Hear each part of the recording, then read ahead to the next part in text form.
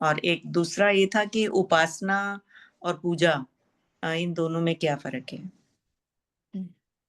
I think they're beautiful questions that you have asked. Very beautiful questions. उपासना और पूजा में क्या अंतर है? तो देखा जाए तो कोई अंतर नहीं है, देखा जाए तो बहुत अंतर है। दृष्टि का फ़र्क है। आप किस दृष्टि से पूजा को देख रहे हैं, किस दृष्टि से उपासना को देख रहे हैं। जो जिस चीज़ को हम पूजा कहते हैं, वो हमारी बहुत रिचुअलिस्टिक मंडेन स्टाइल है ना, कि ये धूप बत्ती किया, कुछ श्लोक पढ़ लिए, ये हमारी पूजा है। तो यदि ये पूजा है तो उपासना इससे बिल्कुल भिन्न है। भिन्न कैसे है?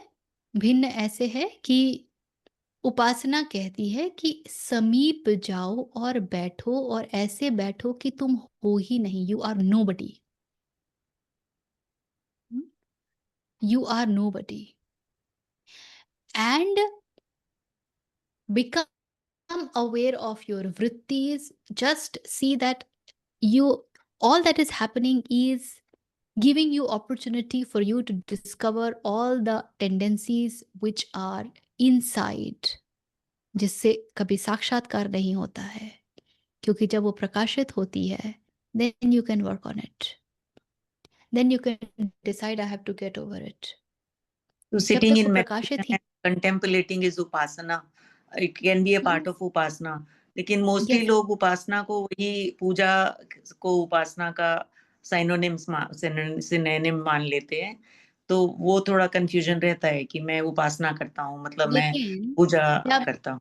लेकिन तो जब गुरु आप की उपासना और उपासना, पूजा को एक मूर्ति की उपासना, ऐसा कुछ आप कह। मूर्ति उपासना भी कर सकते हैं, लेकिन मूर्ति के सामने फिर ऐसे हो जाना है कि वो सुप्रीम रिफ्यूज है।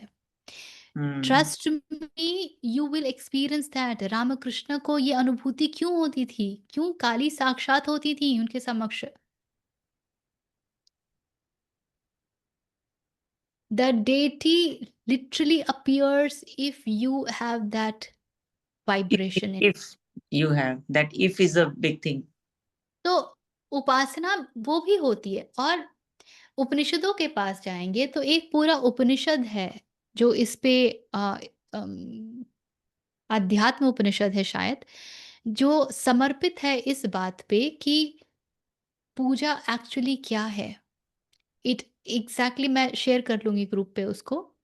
बट इट इट सेज कि भोग लगाना किसको कहते हैं, and it aligns everything that you do in your everyday life. How is that an act of puja?